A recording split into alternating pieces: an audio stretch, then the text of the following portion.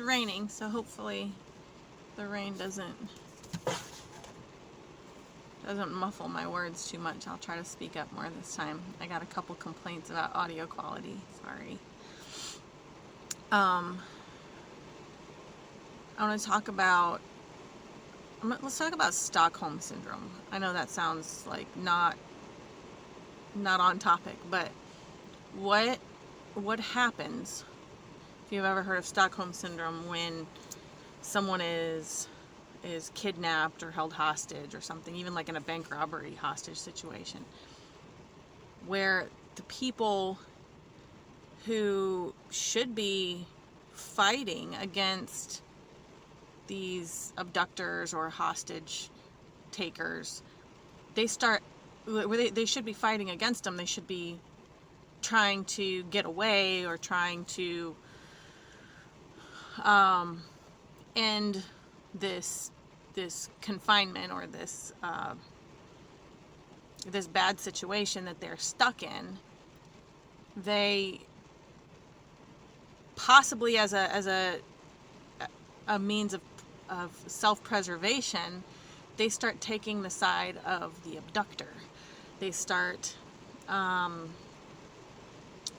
advocating. Sometimes they'll even refuse to be released. You've heard maybe stories about people who have been kidnapped, and then years go by, and these are people kidnapped by total strangers, little girls taken by total strangers that know that they're kidnapped, and that they develop a bond with the person that stole them. And even if they mistreat them, when they can get away, they won't. And it's not because they don't realize to some degree what's going on. They just, for some reason, start taking up for somebody they know has done something bad to them. And that's Stockholm Syndrome refers to, people being kidnapped by strangers and this ridiculous, senseless alignment with your abductor, and everyone can agree that this is ridiculous. But there are other situations that are a little less obvious where the same thing is happening. And step 3 is turn to God. Turn to your Father. Turn to the God that created you.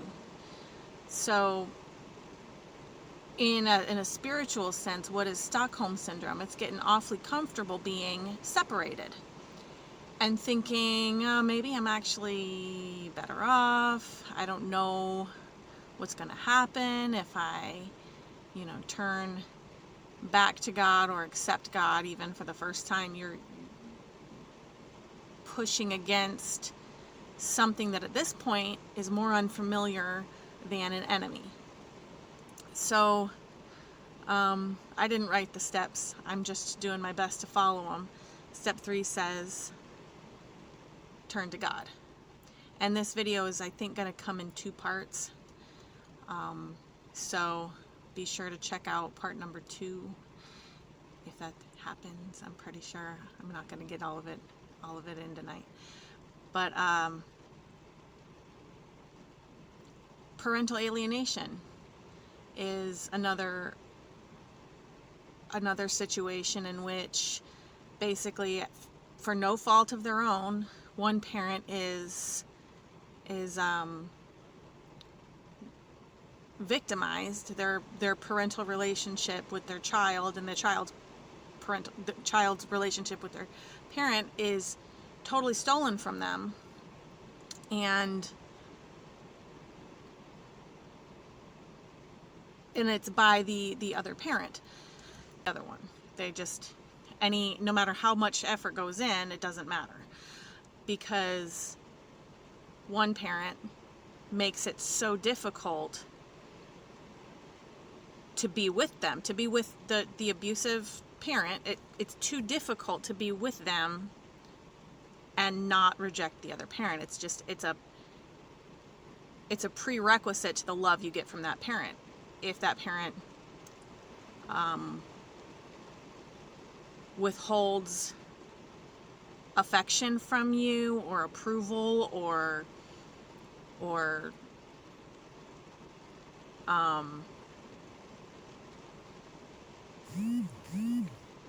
any kind of activities they enjoy doing, attention,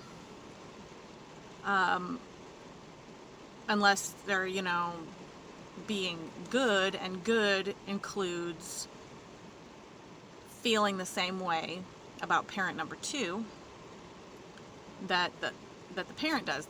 Basically, the alienating parent wants to be the only parent, and when there is a divorce or a breakup, wants and expects that other parent to become an ex-parent as well as an ex-spouse. So you used to be their parent, and now you can't be because you're not with me, and I and the children are we, and therefore whatever. And often grandparents and everything goes by the wayside too, because it's like, well, how do I, for example, reject dad but still see his brother or his sister? My cousins all of a sudden become extinct in my life. My grandparents, how do I include that? So basically the whole family's bad for some reason, and often they never did anything wrong. Okay, so how does this have anything to do with your spiritual life? Well, if being afraid of or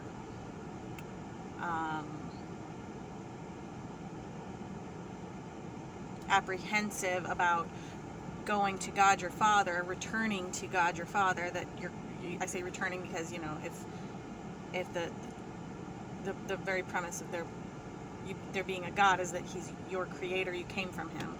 So going to God, if that's intimidating or something because of what you have become so comfortable with away from him, is like Stockholm syndrome, then parental alienation is like a person who is in a church cult. If you're in a church, you're expecting, the existence of a church is to help you. That's what they advertise, to help facilitate your relationship with God. They're supposed to be encouraging you.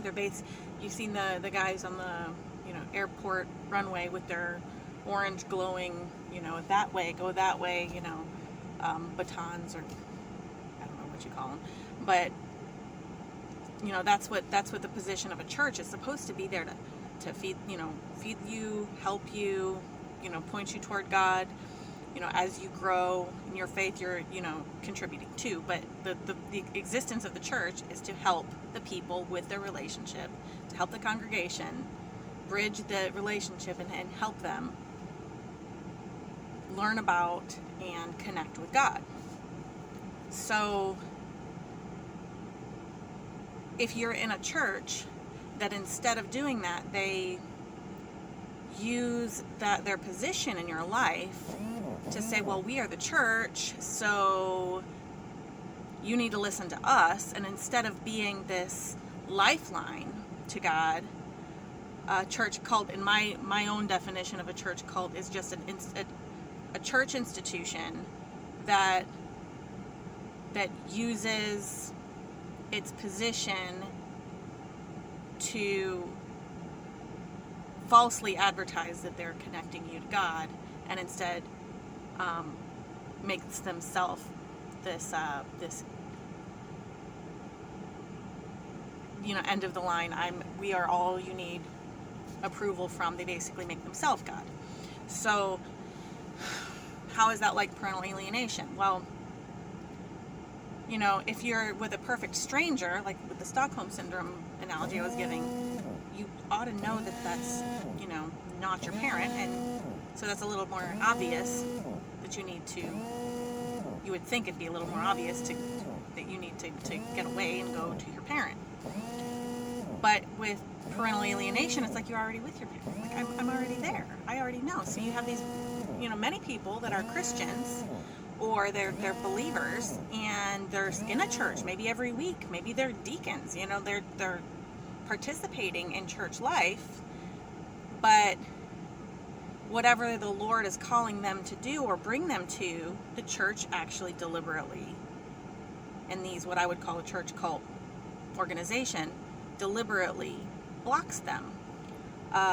Perfect example is there was a church that I went to, and there was a time that if people felt like they were being called to do missions, like out of the country, anywhere, which is, I'm using this example. There's a lot of other stuff that went on, but this is pretty obviously biblical. I mean, go out and spread the gospel.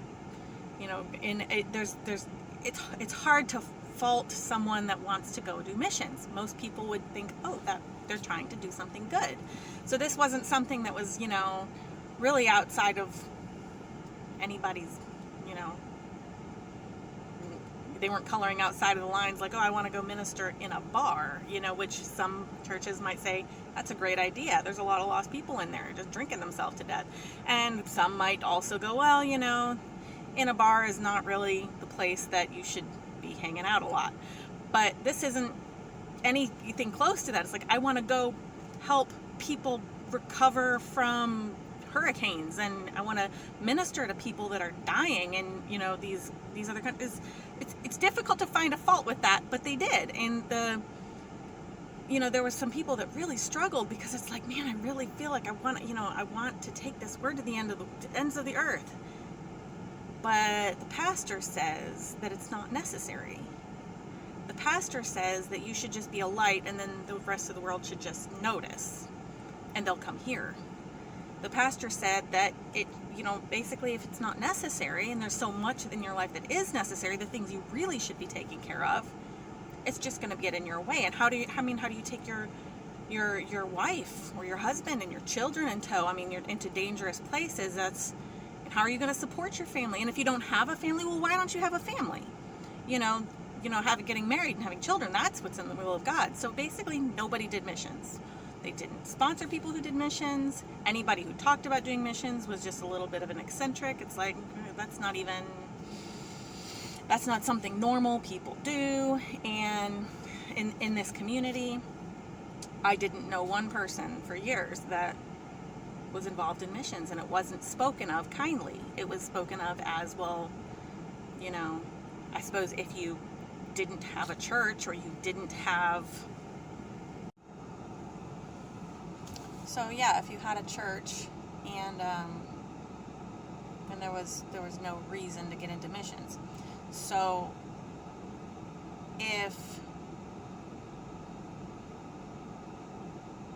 being apprehensive about going home to your Father God is to Stockholm Syndrome, then being involved in a church cult where this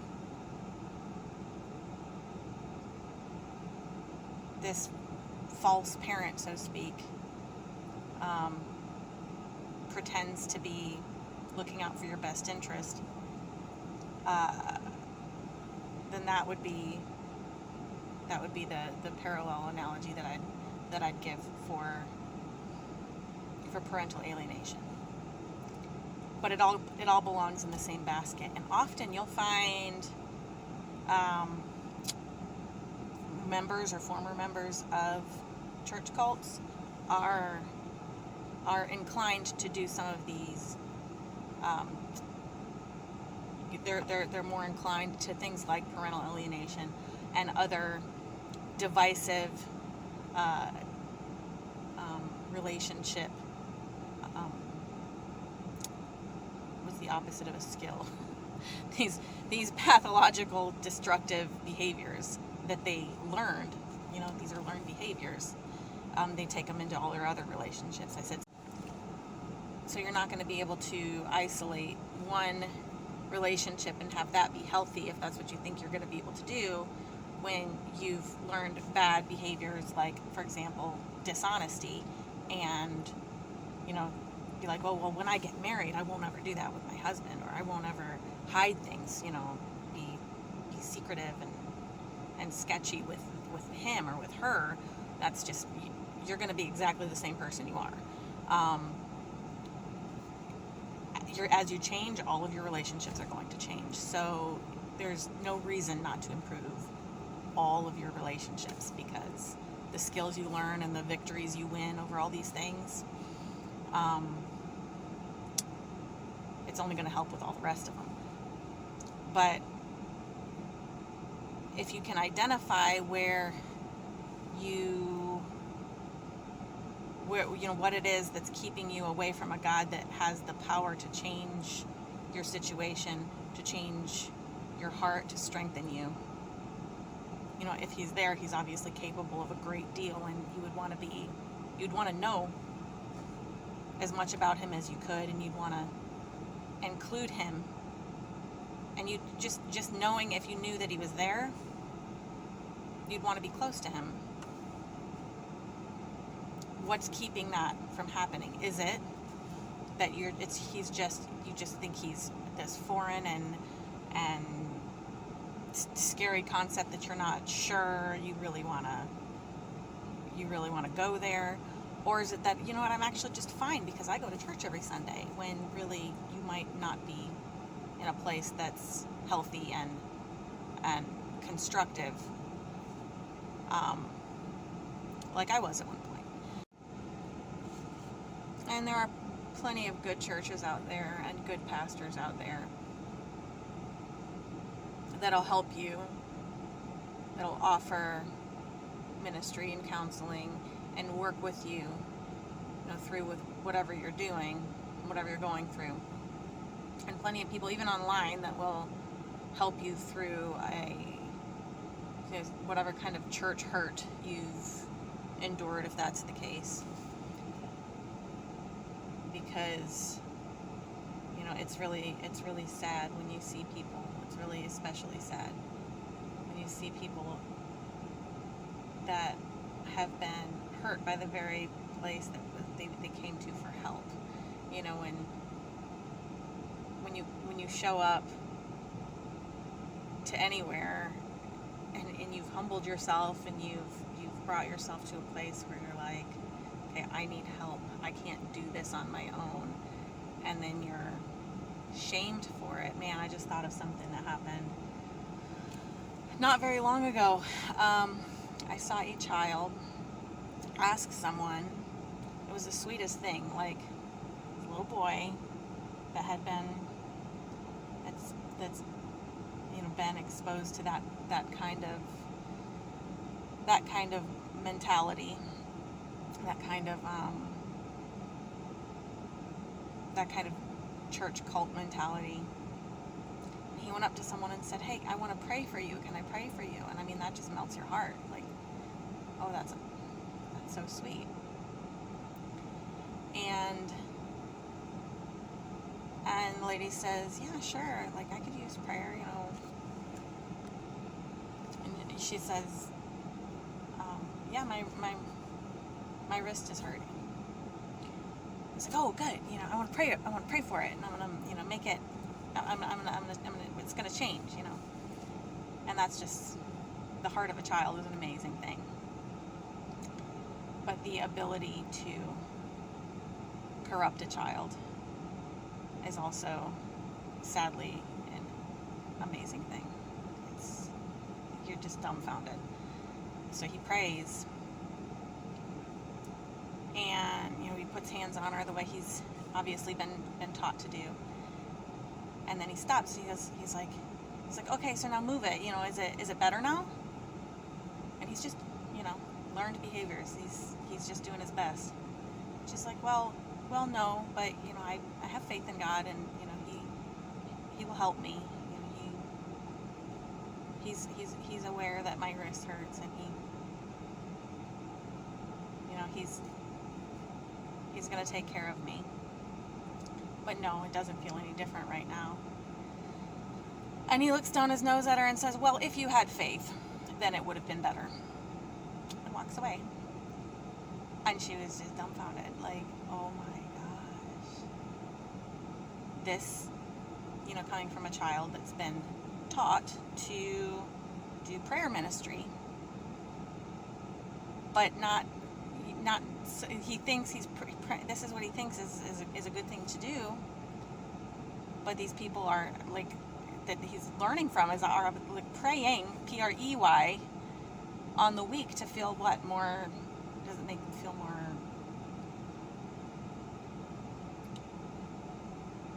righteous or something? I don't know, but it's, I've seen it too many times where, if so-and-so wasn't doing this wrong, or surely doing something wrong, then they wouldn't have died, or they wouldn't have gotten sick, or they wouldn't have been broke, whatever the case is. So it kind of stirred up some not so fond memories of those days.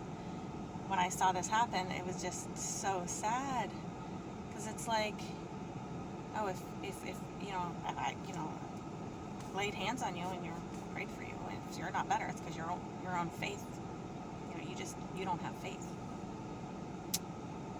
First of all, that's just cruel to seek out someone to pray for them as though you are trying to help them.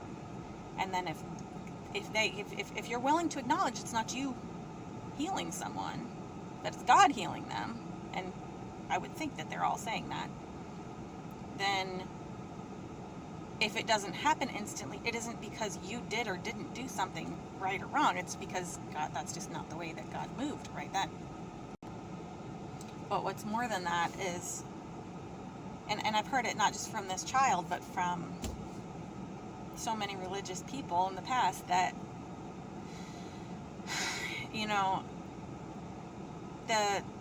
it's out of context. It's scripture taken out of context. It's like, yes, it says that when the disciples came to Jesus and were like, why weren't we able to heal the man? He says, because of your faith. Notice it wasn't, because of the lack of faith of the person that was ill. It's because of the lack of the faith of the people that were praying. He never shamed a person for not getting a healing.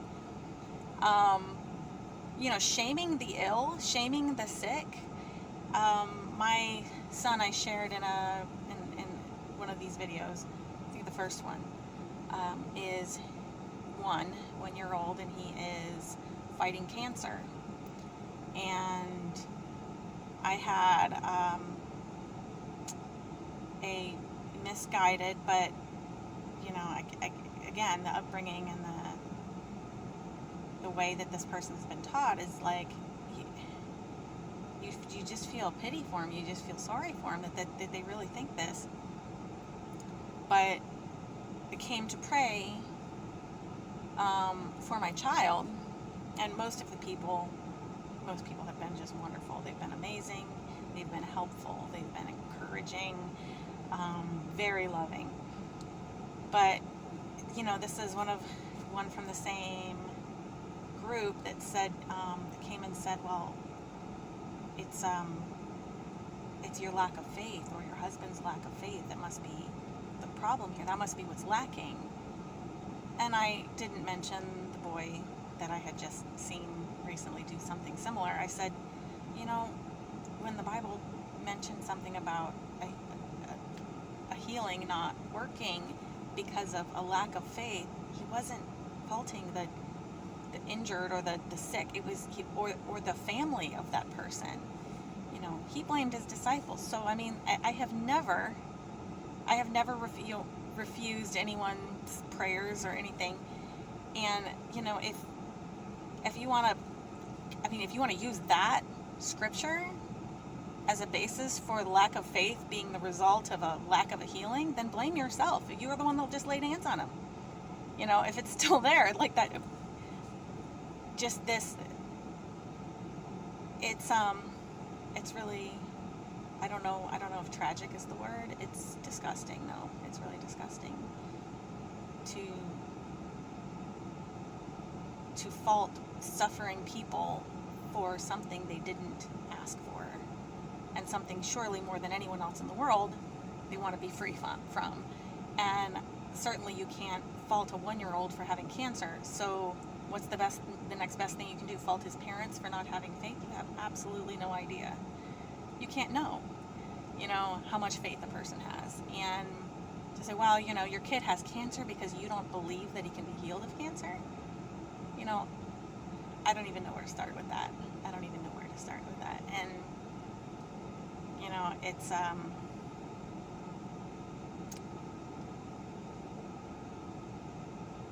first of all, I do believe that God can do anything. I definitely believe God can do anything. And I believe that he loves this baby more even than my husband and I do. But I also believe in eternity.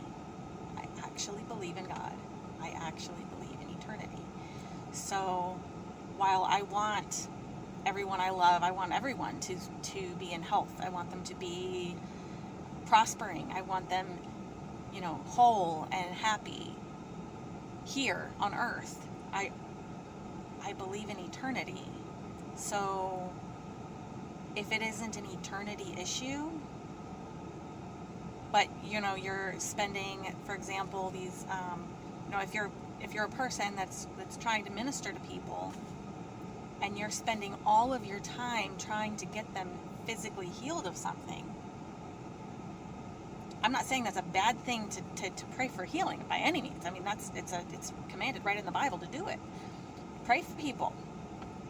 But if your whole ministry, if everything you're doing is aimed at that physical healing, people die and go to hell that are physically in perfect health when they were alive, when they were here on earth.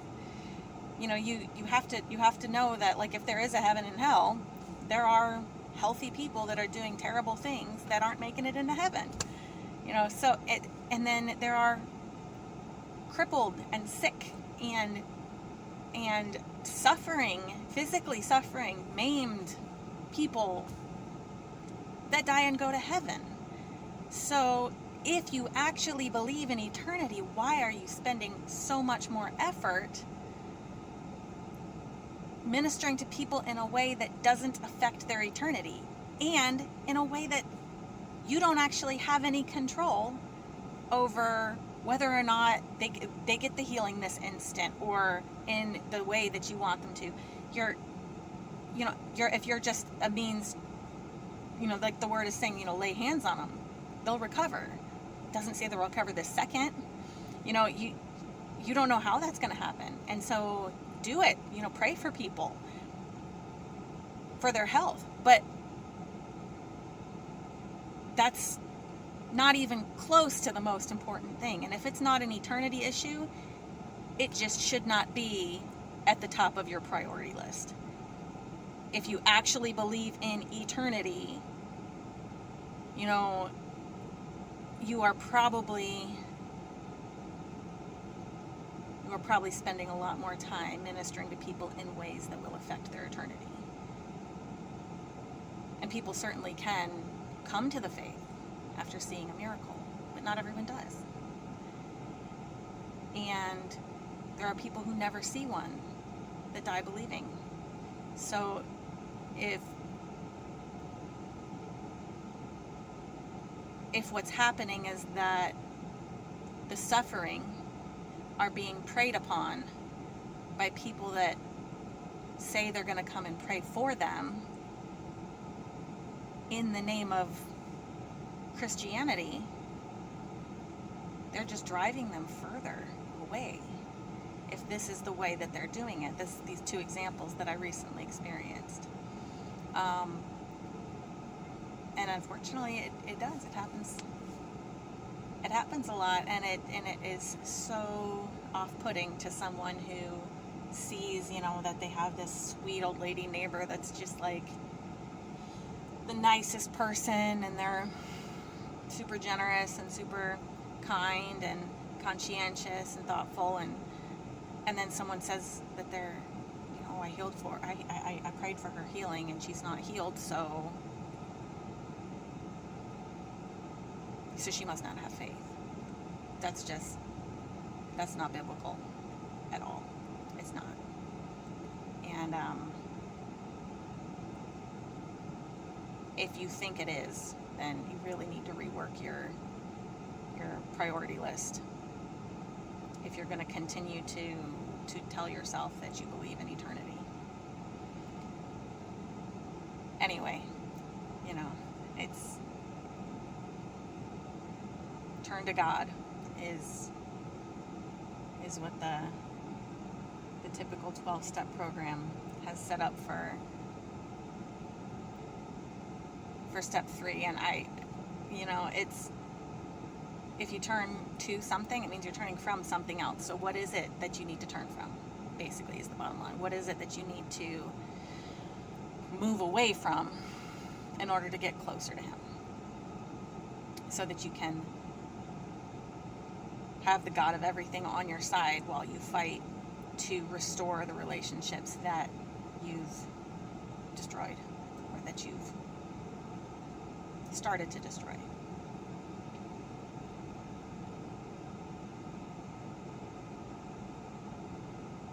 People are very adaptable,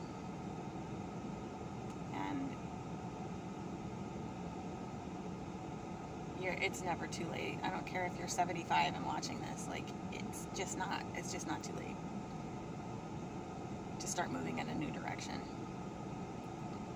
People do it all the time. The more things change, the more they stay the same. The same battles that people were fighting thousands of years ago, emotionally, relationship-wise, is the exact same. This isn't anything new. So, I guess that's about all I got to say. I gotta go make dinner.